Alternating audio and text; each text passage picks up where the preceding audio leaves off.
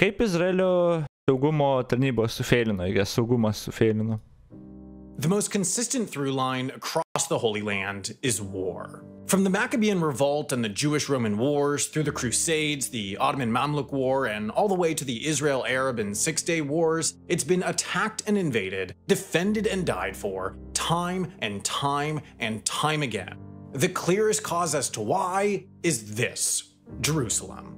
From the perspective of geography, the city shouldn't exist. Propped upon hills and positioned 30 miles or 48 kilometers from the nearest major body of water, 20 miles or 32 kilometers away from the nearest major river, and without a single river of any sort running through it, the city is dry. Without water, Jerusalem is without a prosperous trading harbor, it's without close proximity to maritime shipping routes, it's without any real industrial base, it's even without easy access to drinking water. Within the walls of the Old City are populations that represent 4 separate cultures and 3 separate religions. And within these walls are also some of the very holiest sites to 3 religions: Christianity, Islam, and Judaism, the world's 2 largest and the oldest monotheistic religion, respectively. Because of what's said to have happened here, who's said to have passed through here, and what's been built in their honor here, Jerusalem, sitting high and dry in the Judean mountains, has served as the center of the world for 3 massive, powerful groups of faith for more than 2,000 years. And thus, it's been fought over, often under the guise of religion, but importantly, rarely solely because of religion. A case where the simplest explanation is not always the right explanation. Whether wars of empire building in the past or state building in the present, religion's only part of the story. Today, as it's been for nearly a century, it's not 3 religions, but rather 2 nations fighting over the common territory that one group asserts as Palestine and the other asserts as Israel. After decades of attacks on one another, failed negotiations and peace talks, terrorism and outright war, the outlines of the conflict between 2 nations promised the territory nearly a century ago looks like this. Israel, a rich Western power controlling all the land between Egypt, Jordan, and Lebanon, and Palestine, as just these swaths of land, often mired by shading or striping on maps to designate its status as a mere partially recognized state by the UN. Despite their shared landscapes, Israel and Palestine are a world apart. Quality of life in Palestine is considered, according to the UN's Human Development Index, roughly analogous to that of its neighbors, Egypt and Lebanon. Israel, meanwhile, almost exactly matches the United States' HDI. From an income perspective, it's even starker. On a per-person basis, Palestinians earn just a third of what their neighbors— HDI yra Human Development Index, jo? Jo, okay.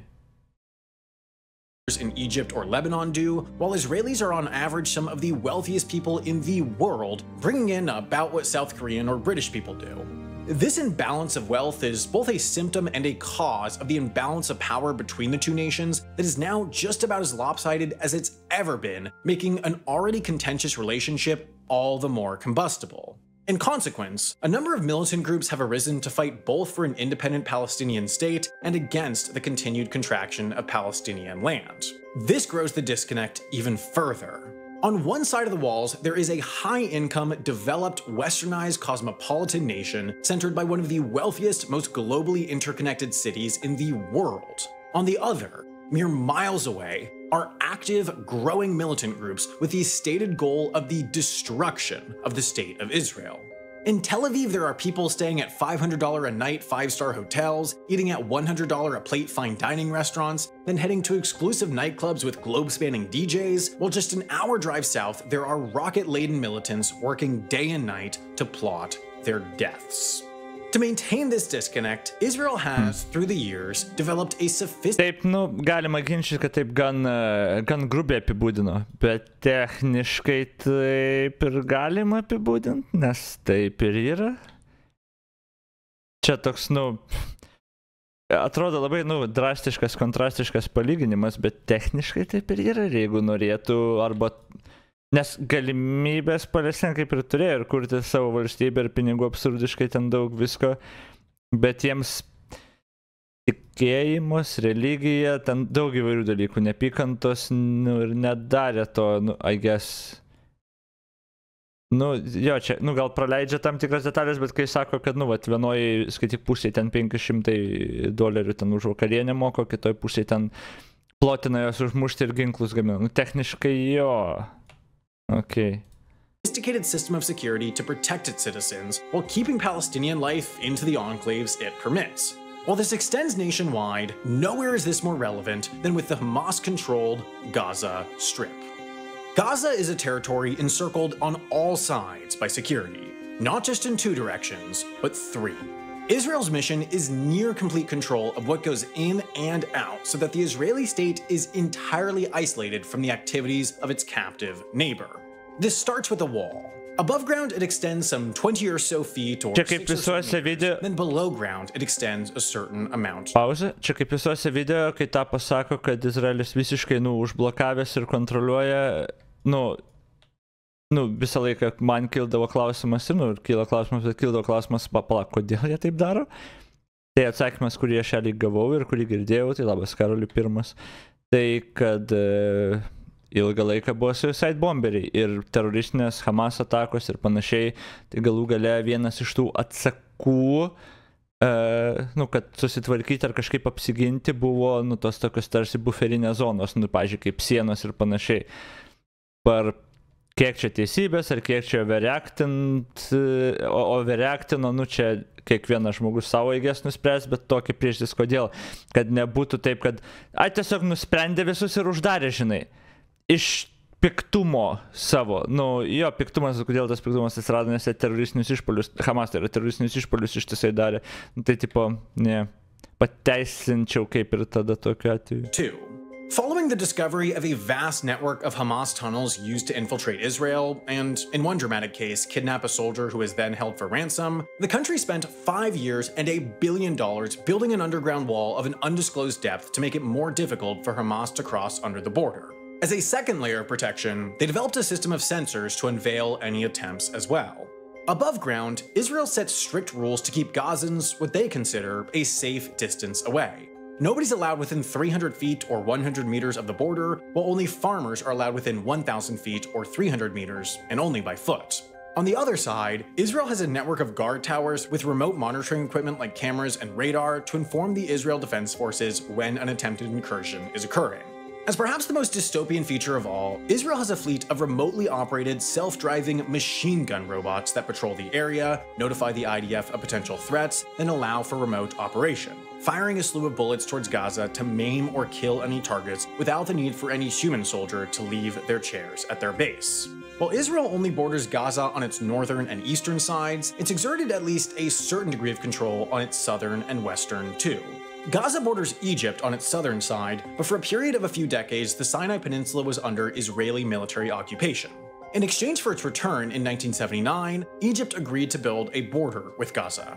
To accomplish this, they split Rafah in half, separating one city into 2 through its core, separating families, communities, and businesses. Today, movement is only allowed through the Rafah border crossing, which closes quickly whenever Israel-Gaza tensions heat up, Egypt wary to let a deluge of refugees in, partially given the impact the depopulation of Gaza would have on the Palestinian mission of statehood that it supports. On its western side, the territory of Gaza borders the Mediterranean Sea, but unlike almost every other territory in the world, it does not control its own coast. Israel does. The country forms a box around a slice of the sea and allows a select number of Gazans to fish in it, but no more. The Israeli Navy patrols and prevents any ships from going in or out without their approval. It's the same situation with the airspace. Israel controls it completely and regularly flies combat and surveillance aircraft over the territory. But that's largely irrelevant. Čia dėl to yra tas argumentas dabar, kad, tas Gazos ruožas iš esmės yra okupuotas, nes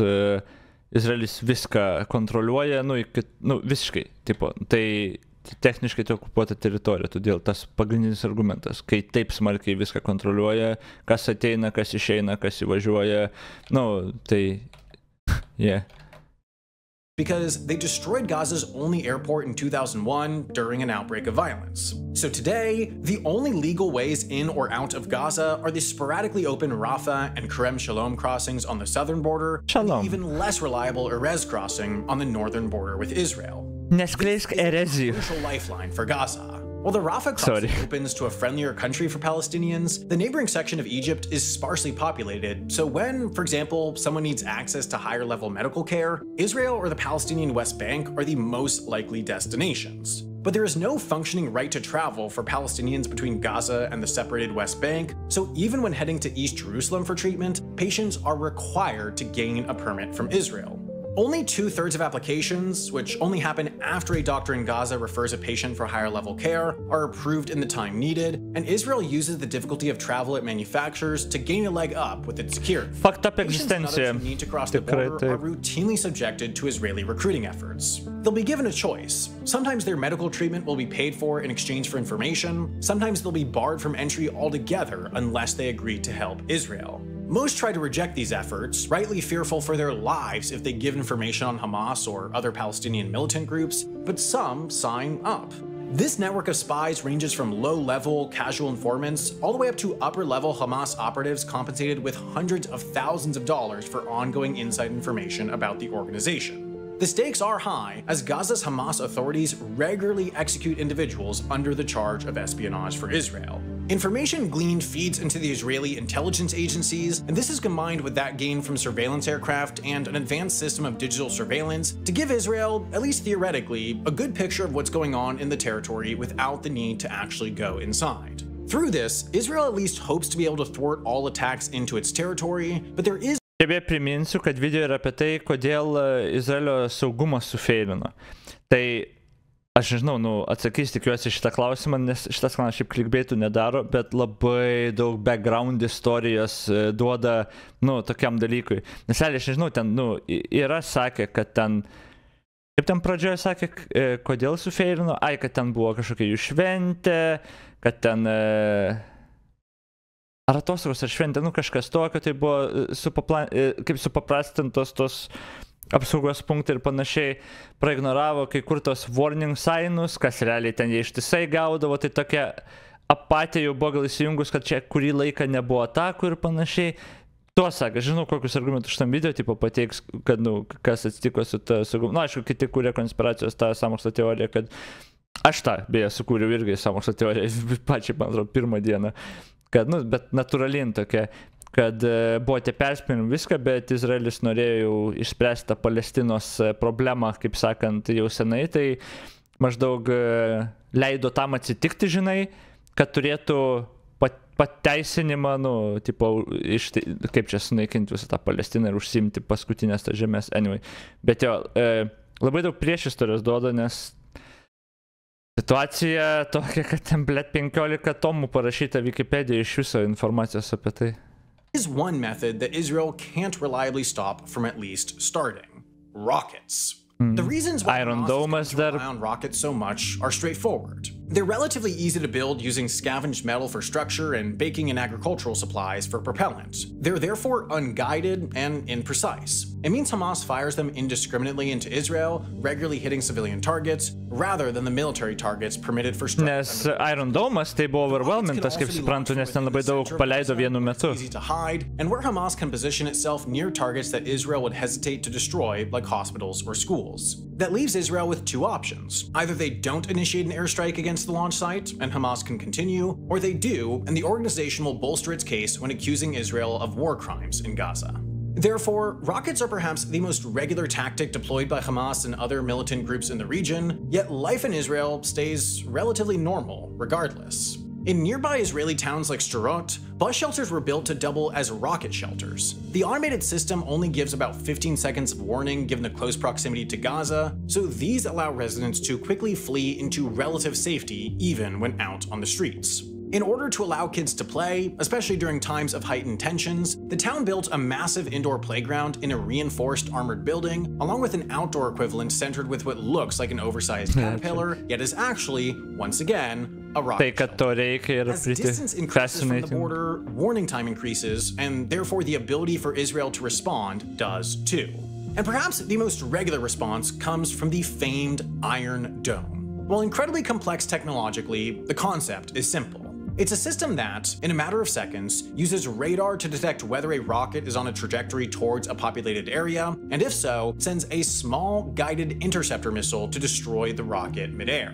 This works remarkably well. It has a success rate over 90%, but it has its limitations. For one, the interceptor missiles each cost upwards of $100,000, meaning a massive barrage of well-aimed rudimentary Hamas rockets would put a strain on IDF supplies and budgets. This was a long understood theoretical Achilles heel. Israel had even been developing a laser-based equivalent in order to solve the problem, but around 6:30 a.m. on the morning of October 7th, 2023, theory came crashing into reality.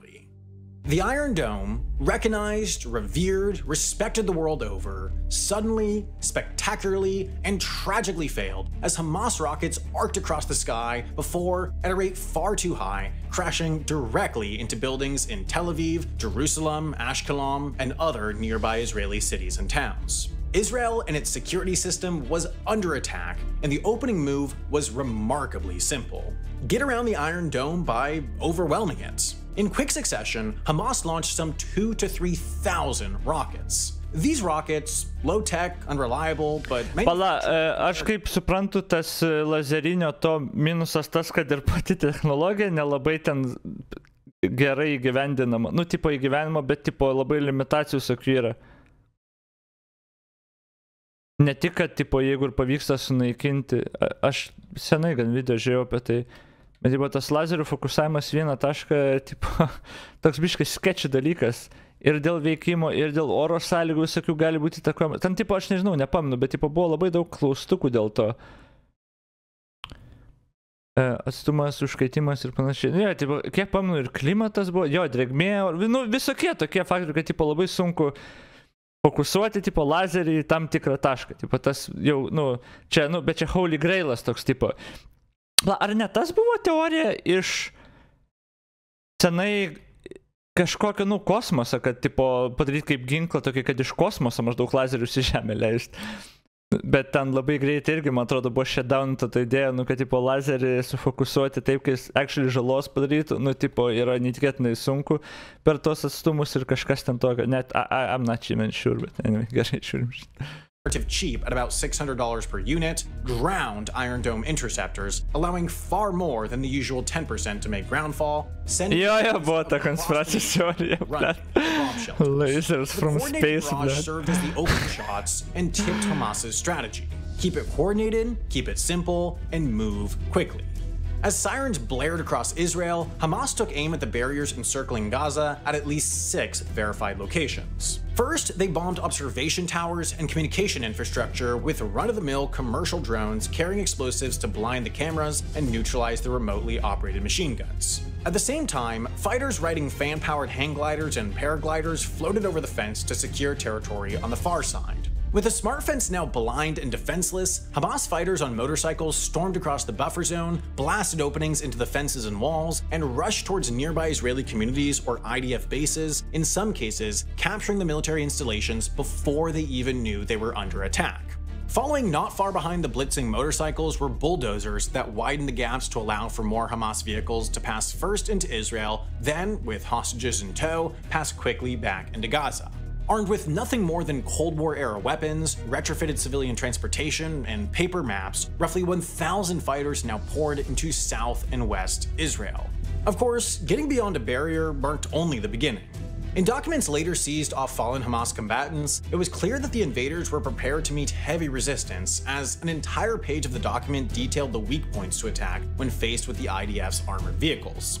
And yet, while Israel was able to quickly counter with returning rocket fire into Gaza, its ground forces were nowhere to be seen as invaders pushed into at least 22 separate Israeli towns. Among the biggest failures of the IDF's massive, state-of-the-art security system was something that had less to do with physical security or security infrastructure, but with their ability to see this coming. Now, for their part, whether by posturing as a newly restrained fighting force over the 2 years prior, or keeping the plan of this attack so secretive that not even those who deployed on October 7th knew exactly what they were getting into, Hamas kept this about as quiet as they possibly could have. But limiting leaks and playing tame for 2 years shouldn't have duped one of the most vaunted intelligence services in the world. And while the investigations as to exactly why Israel missed the signs have only just begun, there's at least one partial explanation bubbling to the surface. The most advanced AI and data monitoring doesn't go very far if the people you're spying on don't leave a data trail. Perhaps the signs in the data were missed, or perhaps they never existed as the plan took shape through hushed conversations. Like the attack itself, the planning may have been too utilitarian, too 20th century for the intelligence community of the future. But even then, if they missed the planning, it was the training too. And again, intelligence failed as Hamas, in the attack's wake, has published videos of training exercises preparing for precisely... Kažkaip iš tikro sunku patikėti, kad šiam amžiui taip nepikapino, kad intelligence failino.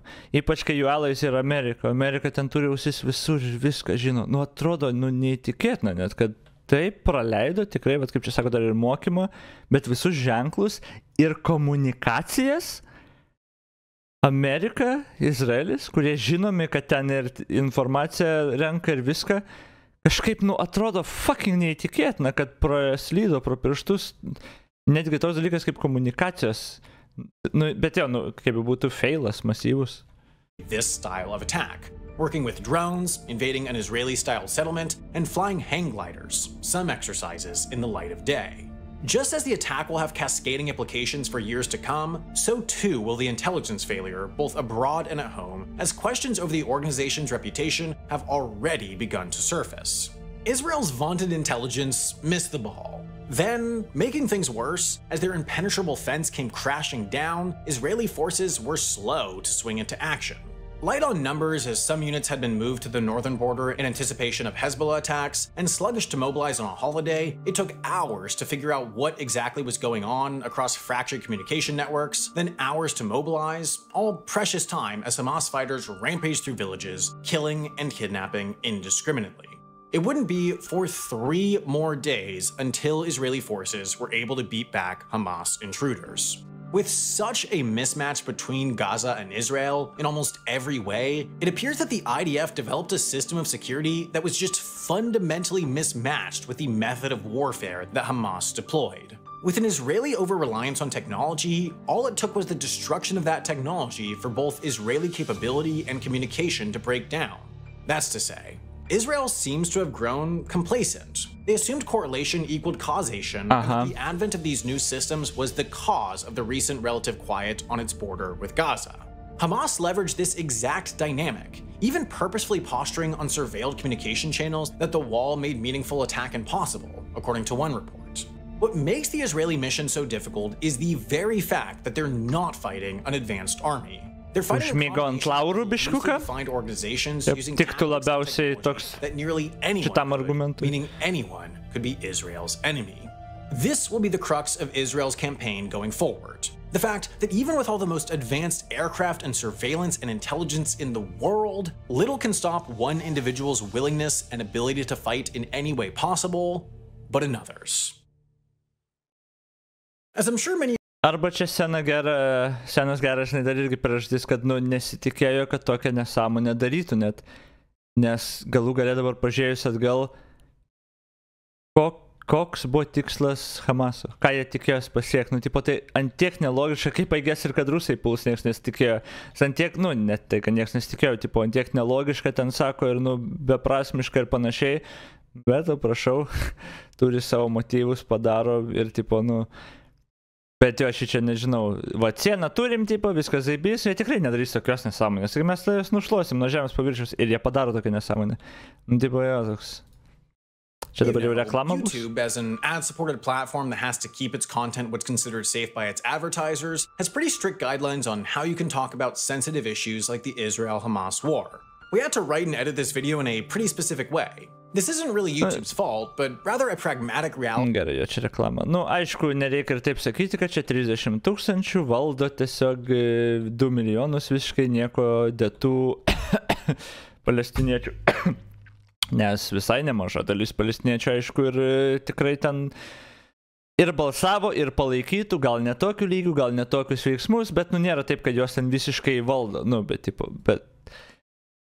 Bet jo, I guess galim sakyti, propaganda valdo, bet nebūtinai net, kai net nereikia propagandos realiai kurti, kai status quo yra toks žiaurus, kad, tipo, net nereikia propagandos kurti, kad tu pamatytum, kad jo, mes fucked up sąlygom gyvenam. ir ateina tie Hamas, sako, čia Izraelis, nu, bet jo, čia Izraelis ir yra. Nu, tipo, tai techniškai net ne propaganda, I guess, tiesiog facts, bet anyway.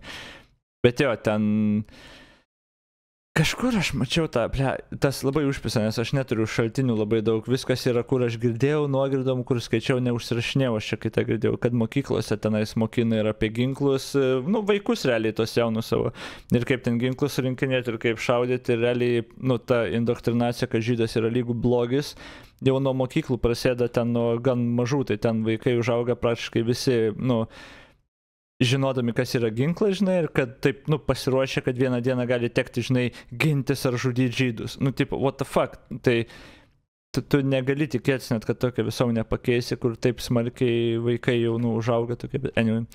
Gerai, šitas video baigės.